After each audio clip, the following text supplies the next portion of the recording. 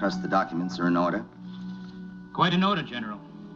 The War Department telegraphed me last week to expect your arrival. I notice here that you brought a Treasury Department team with you, Mr. Donovan and your aide, Major Alvin. Does that mean trouble, General? Frankly, yes. Counterfeit money. Counterfeit money? A very fine bogus has been flooding the country, threatening the whole economic structure. Treasury agents have traced the source to this city. My first job will be to get this gang and break them. Mm-hmm. Well, I've already cleared out my effects. General Morgan, sir? Yes, Major. Mr. Colton, this is my aide, Major Alvin. Major, John Colton. How do you do? My pleasure, sir. Thank you. Mr. Yancy Derringer is asking to see the administrator, sir. He's got a Pawnee Indian with him. A friend of mine, General. By all means, send him in. Yes, sir. Won't you come in, Mr. Derringer? I'm sorry. Excuse me, gentlemen. I didn't mean to interrupt. But I did want to speak to the administrator. At your service, Mr. Derringer. What can I do for you? Well, not you, General. I said the administrator. You're looking at him. What? That's right, Yancy. I've been recalled to Washington. From this moment on, General Hugh Morgan is the new administrator of New Orleans.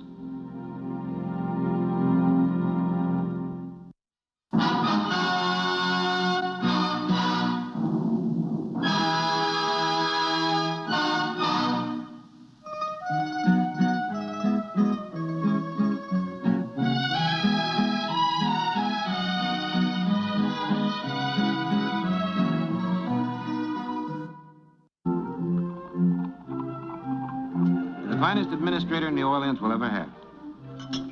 Thank you. I just still can't believe it.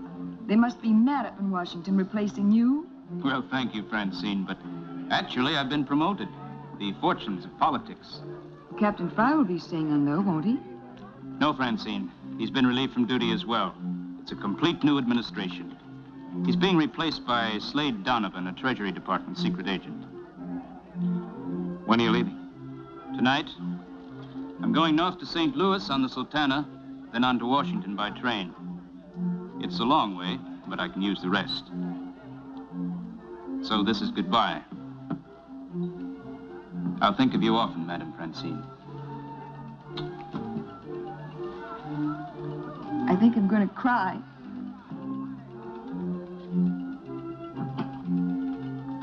Yancy, I haven't taken the liberty of exposing you to General Morgan, but I think you should explain to him that you've operated as my underground agent outside of the law. All right, I will. Things just won't be the same, John. Oh, now, Yancy, the new administrator is a very fine man. His war record is superb. I'll take your word for it. Still. Well, they just won't be the same. Oh, come on.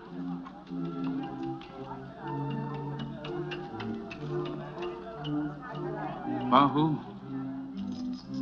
Goodbye. Thank you. Good evening. Good evening. Is there something I can do for you? Thank you, mademoiselle, but I just planned to visit your charming place. I'm very sorry, Major, but this is a private club, restricted to members. I was told to ask for Yancy Derringer. Take care of him, will you, Yancy? Yes, of course. It's all right, Opal. The Major's my guest. Thank you, Mr. Derringer. You're on business? I consider a game of poker very serious business. So do I. Opal, show him about the club and introduce me to Madame Francine. See you in a moment for a game of five-card stud. Fine. Thank you.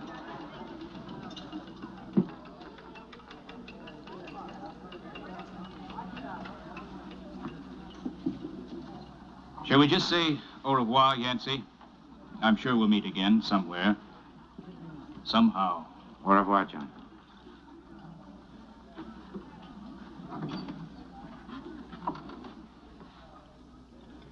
Goodbye, Jeremiah.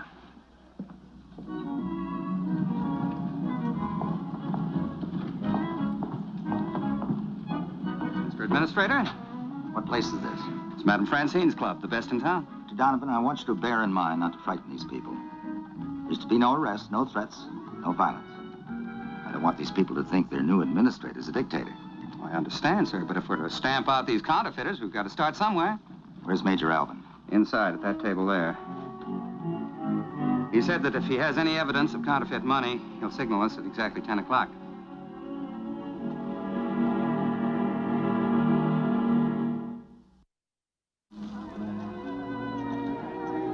I've got 2 pairs showing, Yancy. Your bet. $100. Afraid I'll have to see you. You're looking at them, kings and trays. Guess my 3 little deuces beats him. May I ask you a blunt question, Major? Blunt, Madame Francine?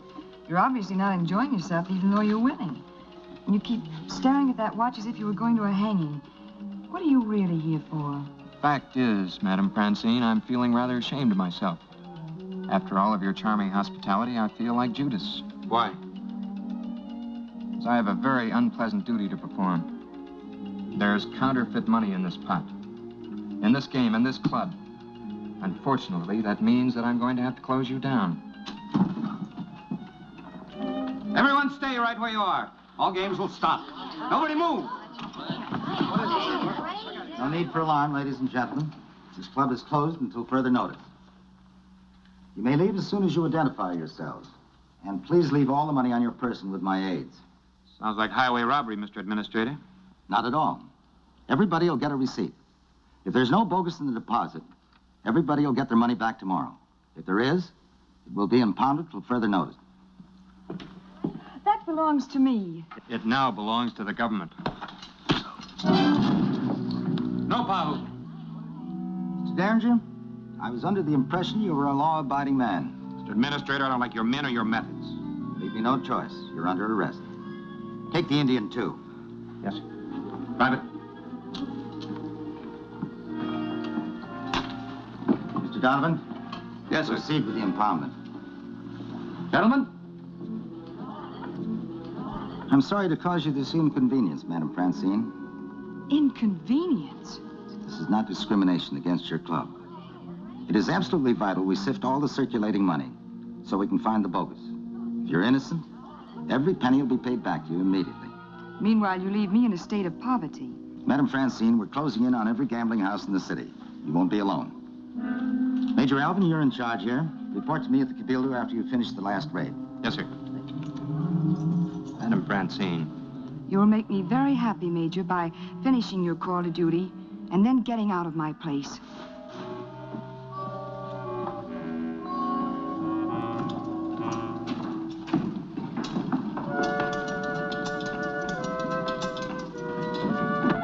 All right, you men, get a move on. We haven't got time to waste.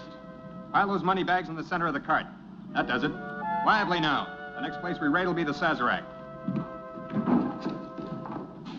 Oh, I'm terribly sorry. I wasn't looking where I was going. Halt!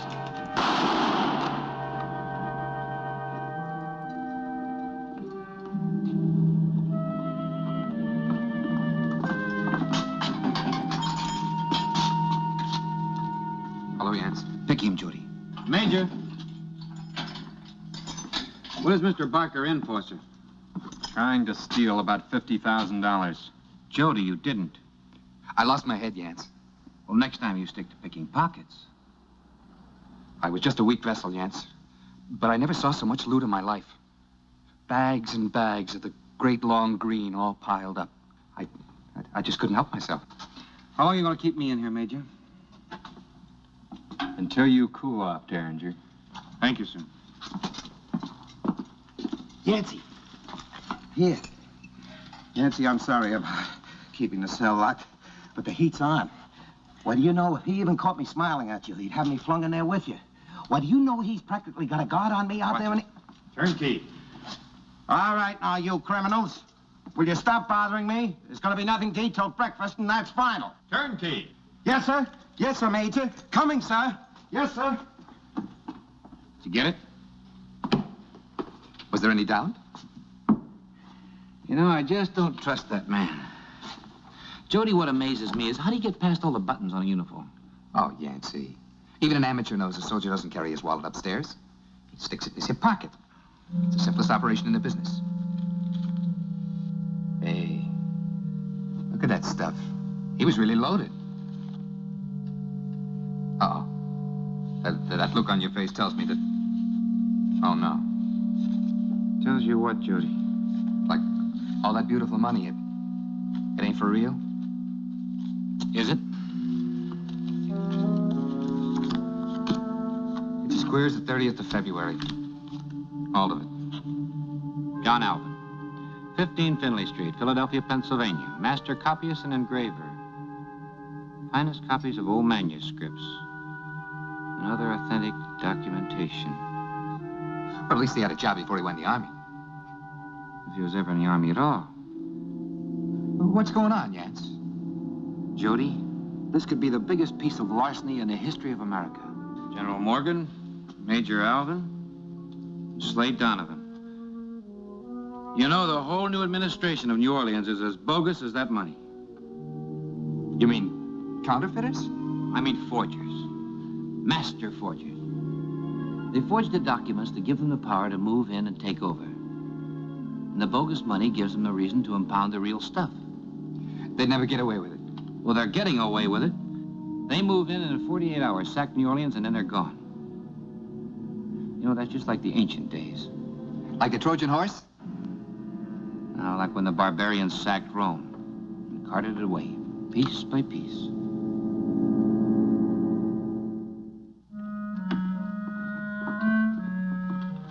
Well, that's the last of it. We've raided every club from Rampart Street to the levee. How much in the last batch? Around 30,000. That brings the total to 300,000. Very sobering thought. Mr. Donovan, as head of the Treasury Department Secret Service, you're in charge of our new operation.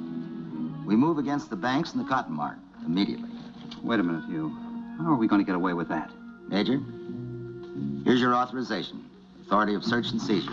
Signed by the Secretary of the Treasury Department. Anything else? No, this'll do. Beautiful work, Major. Thank you, Mr. Administrator. Now, we can't waste any time. We reassemble at noon. Not a minute later. We've got to hit and run, and we can't wait for anyone. In case of separation, the Commons Hotel, Omaha. I think I'll go check our prisoners, Hugh. You mean Derringer? I mean Derringer.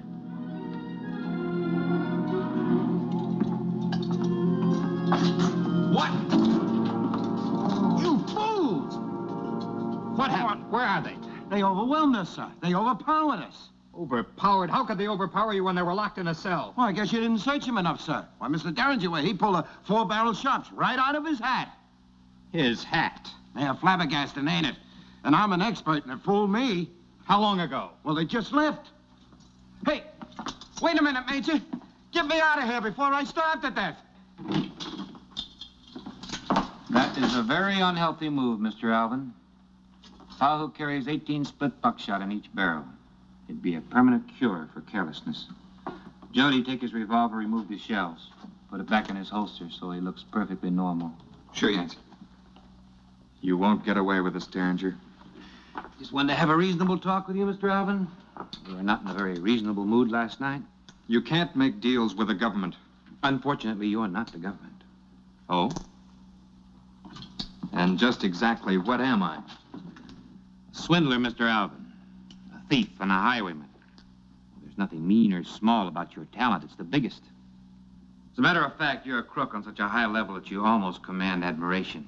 And you almost got away with it. Almost, that is. You remind me, Mr. Derringer, of a small boy walking through the cemetery at night, whistling in the dark. And you remind me of a frog, trying to blow itself up to twice its normal size that the big, bad black snake won't swallow it. I still don't know what you're talking about. Jody, I want you to get out of here and send a telegram to Mr. Colton aboard the Sultana, care of the Natchez Landing. Return at once. Gigantic hoax has been perpetrated. All documents were forged. And sign my name. You got it? Mr. Colton, Sultana, to return at once, the gigantic hoax, sign my name. Your name. What are you going to do with me? Oh, some very interesting things, Mr. Alvin. You're coming along with Pahu and me. If you take one step out of line, he'll blow your head off. That'd be murder. On the contrary, we'd just be shooting a prisoner that's trying to escape. You see, I'm making a citizen's arrest. Pillaging, looting, and forgery. Masquerading as an army officer as a starter. Now let's go.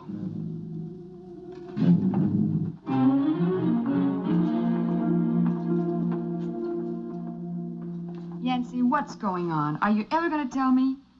Things will explain themselves as we go along, Francie. But you're going to get your money back. Now, that should make you happy. Oh, hello, Jody. The best, Yance. Only the best. The proper parchment. The official seals from the Cabildo. The best of pens. And the most expensive ink. Excellent, Jody. Thank you. The tools of your trade, Mr. Alvin. Of what trade? Well, Mr. Alvin used to be a copyist. A master copyist and engraver. A man is called a copyist if he's engaged in copying inside of the law. They call him a forger when he's engaged in copying outside of the law. Mr. Alvin used to be a copyist, now he's a forger. How did you fall to it?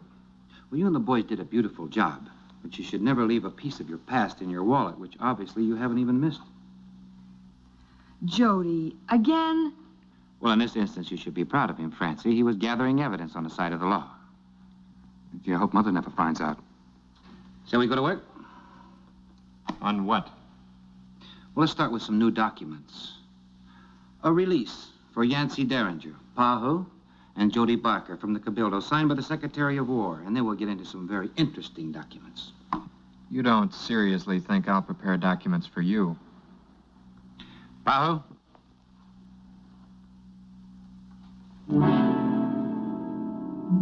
Francie, I think you'd better go into the other room, far enough away so that you can't hear screams.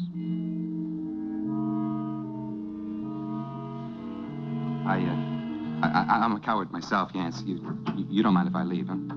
I've seen Pahu's tricks before. He must have learned them from the Comanches. He could make a blabbermouth out of the Sphinx. All right, Jody. I'll go with you. Pahu, come and get me when this brave young man is ready to go to work. Derringer, be reasonable. You're not going to leave me alone with this. Like Jody. Can't stand to watch. Derringer! Don't leave. Don't go. I'll do it. Thank you. You saved us all a lot of trouble.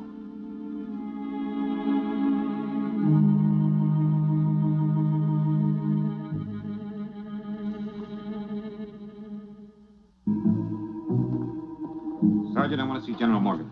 Not here. Where is he? No one can't say. Read this. I'm very sorry, sir. I beg your pardon. Where's General Morgan? Sir, he left on a tour of inspection with Mr. Donovan. Where'd he go and when? He left several hours ago, sir. He didn't confide in me, but he took a cavalry escort, and I believe they were headed up through Ascension Parish towards Baton Rouge. Inspection tour. It's a getaway.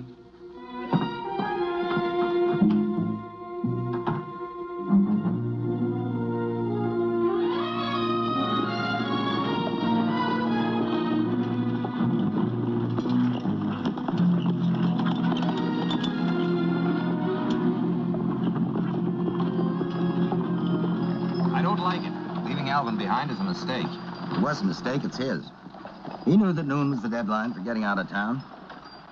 In this type of operation, Donovan, hanging around too long isn't advisable. We should be in Baton Rouge in about 10 hours.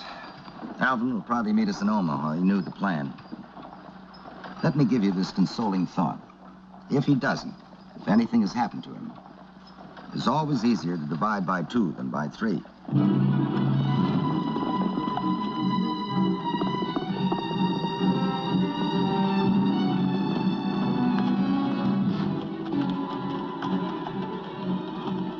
I can't see him. Still on our trail, Pahu?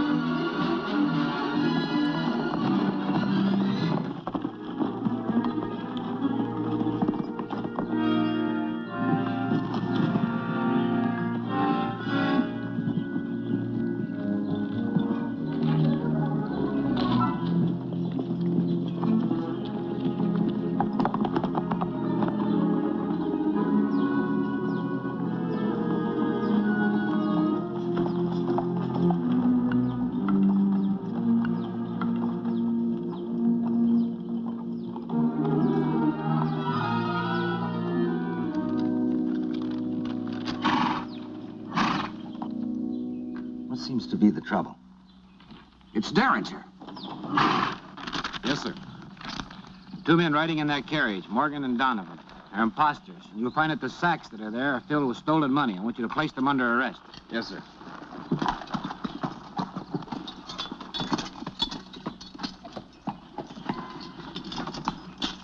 What the devil's going on here? Sorry, sir. You're under arrest. Mr. Derringer's orders. I have the authority of the War Department. Mr. Derringer's commission is signed by the President of the United States.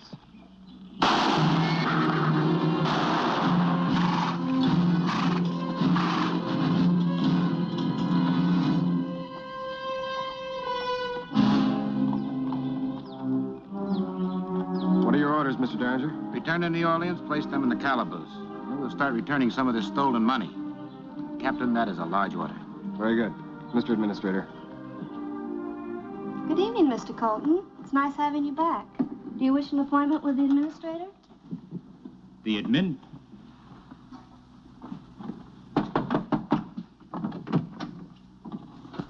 Mr. Colton to see Mr. Derringer. Come in, Mr. Colton. Do come in. Would you like a glass of sherry, Mr. Colton? Thank you. What the devil are all of you doing in my office? I'm sure you ladies will excuse us for a moment. Now, Mr. Colton, if you can still read, you'll see that I have been appointed the administrator of New Orleans by the President of the United States. Will you stop playing the fool? In fact, I've been looking for someone to work for me outside of the law, sort of an underground agent. And I've been seriously considering you for the job. Get out of my chair. I think you realize how serious this is. Now, let me explain. No need. This gang attempted to sack the city of New Orleans with forged documents and a tight, sound plan. They'd move in with false identities, steal, and run off with $500,000. And they'd nearly succeeded if it hadn't been for you. I'm grateful. Nothing. Fight fire with fire, forgery with forgery. Brilliant. Mr. Administrator, huh? I think I'd be very happy, though, to resign my commission in favor of yours. As a matter of fact. Welcome home, John.